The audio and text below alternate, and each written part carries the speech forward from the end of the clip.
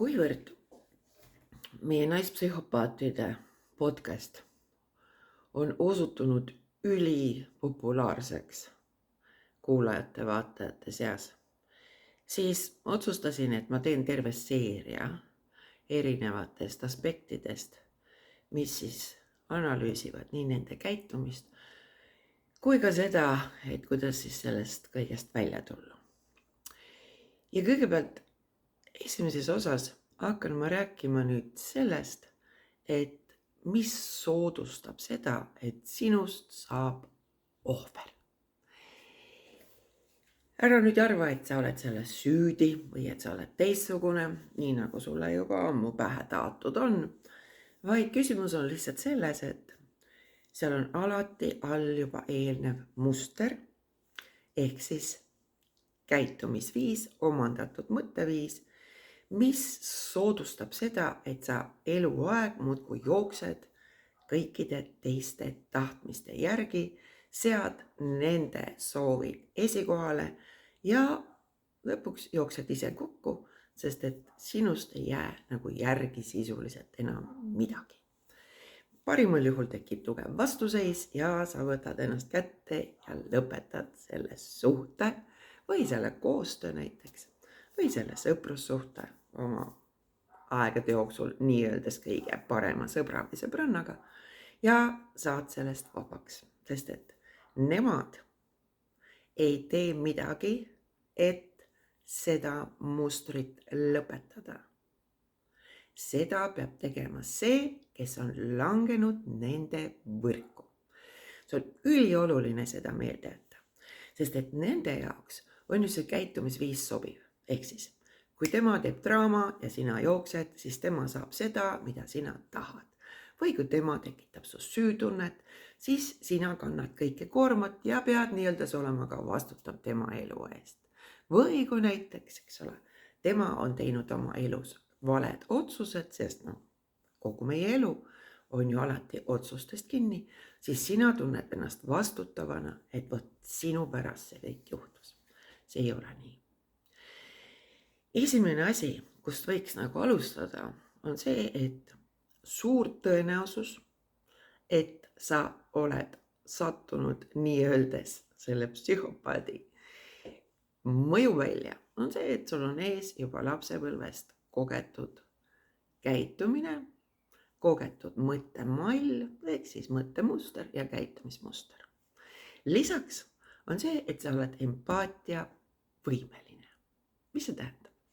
Empaatiast räägitakse hästi palju, aga empaatiavõimeline tähendab seda, et sul peegelneuronsüsteem ja suure tõenäosusega ka paljud teised ajuosad funktsioneerivad.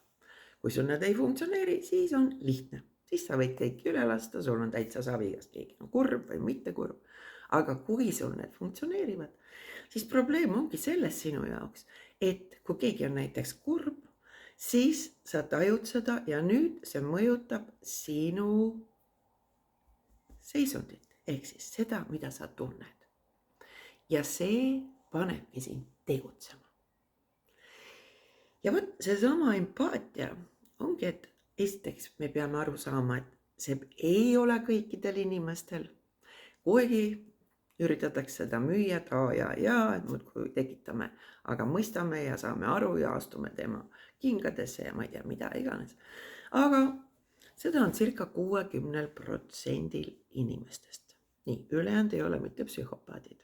Ärge nüüd seda ka kartke. Aga lihtsalt, kui nad ei taju, mis toimub teistega, siis teistega toimub, neid ei mõjuta. Ja hullem veel, nad ei hakkagi midagi tegema, et seda olukorda lahendada. See on nagu üks pool.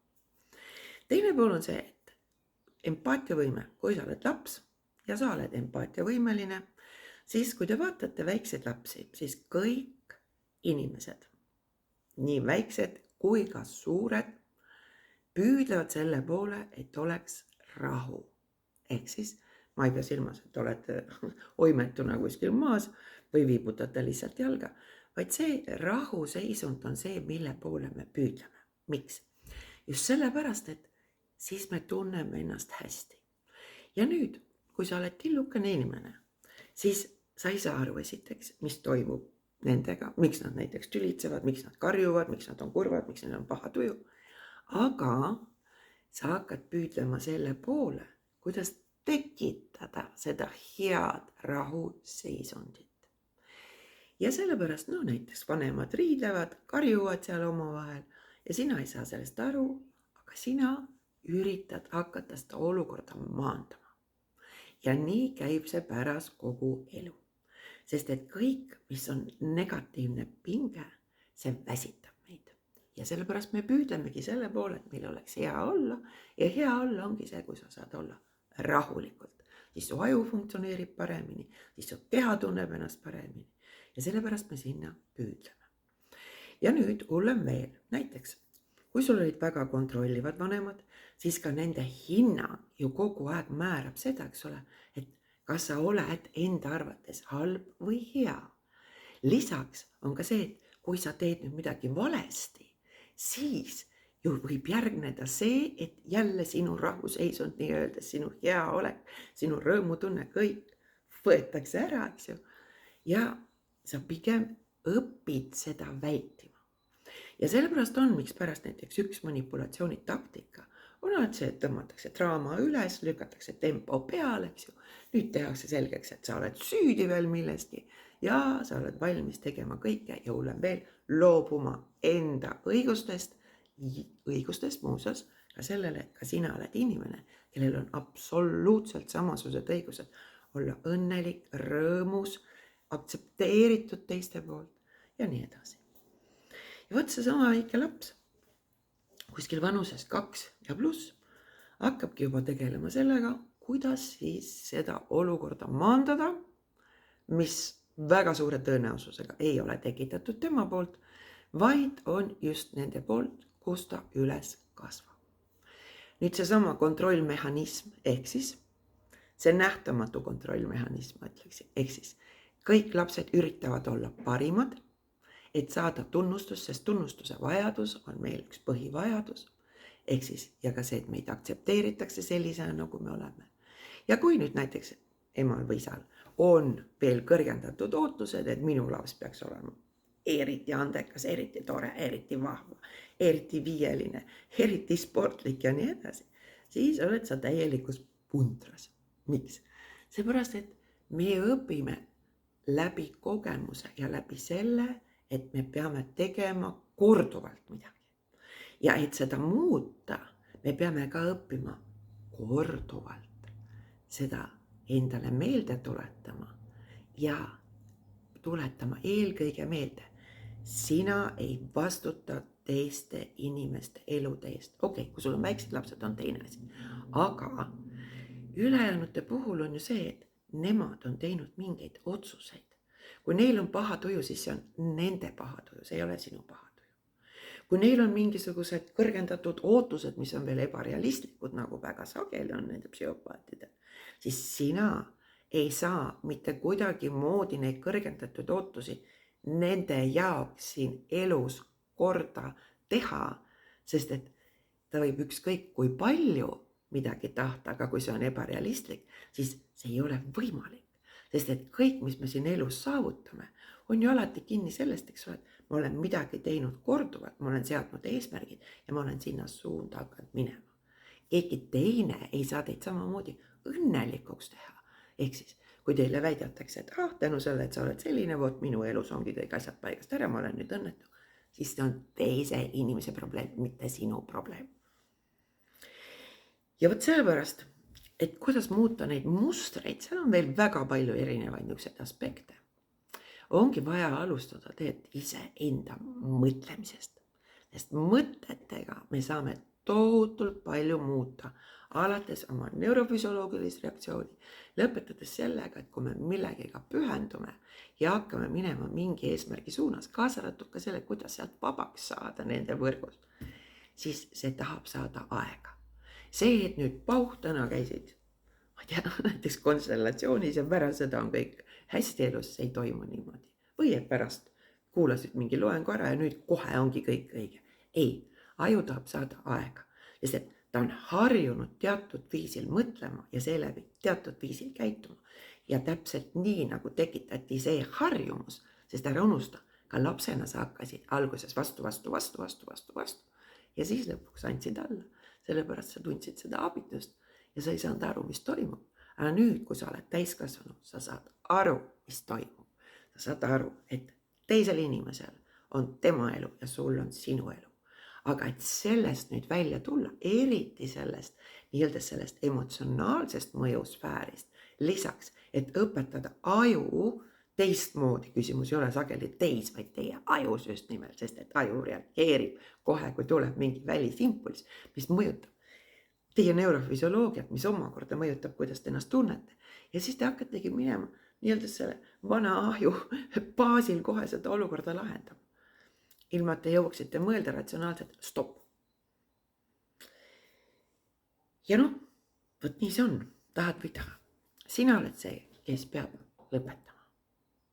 Teinekord, see, kui me millestki loobume, ma ei tea, kas või näiteks materiaalselt, see ei ole nii hull kui see, et sa iga päev enda elust kogu aeg annad aega ja pühendad aega sellele, mis ei ole seda väärt.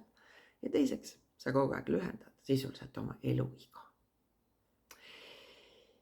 Teen neid loenguid siin edasi erinevatel teemadel, aga kui sa tahad oma mõttemustreid muuta, tule. Ma alustan 5. mail ja teen 3 korda üle 2 nädala õhtuti 6:30 loengusarja sellest, kuidas mõttemustrit muuta.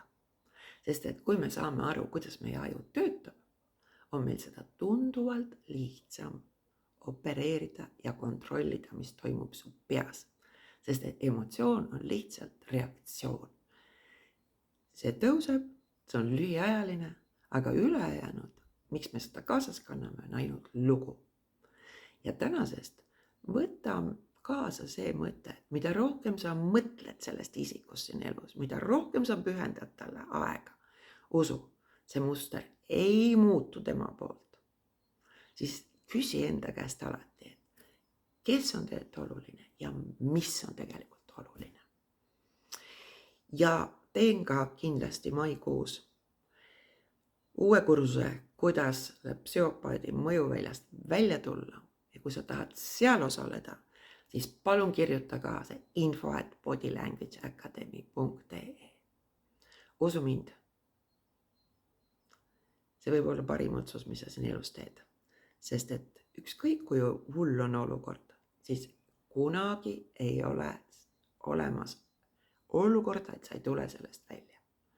Alati on olemas lahendus. Mitte miski siin elus ei ole igavene. Lihtsalt järgmine kord, kui sa oma psühhopaadist mõjutajaga kokku puutud, siis mõtle, kes on tegelikult oluline ja mis on tegelikult oluline. Ja saa aru, et tema aju funktsioneerib teisiti, aga tema ei ole sina. Ja see, mida tema tunneb või mida tema arvab, see ei ole sinu tunne ja sinu arvamus. Sul on õigus olla enda õiguste eest väljas, ainult ole kaval. Nii et jõudu,